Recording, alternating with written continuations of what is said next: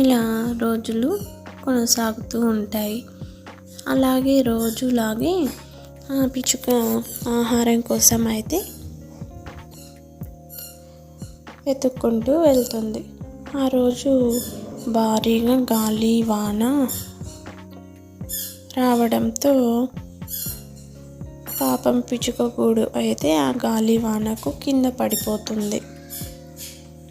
తిరిగి వచ్చిన పిచ్చుక ఆ గూడుని చూసి బోరున ఏడుస్తూ, నేనెక్కడ ఉండాలి, నాకు ఇంకా ఉండటానికి అస్సలు జాగలేదు అని ఎటు వెళ్ళాలో తెలియక తను ఉండటానికి జాగా అయితే వెతుక్కుంటూ ఏడుస్తూ ఎక్కడికి వెళ్ళాలో తెలియడం లేదు, నాకు ఎక్కడ ఉండాలో తెలియడం లేదు అని ఏడుస్తూ ఉంటుంది.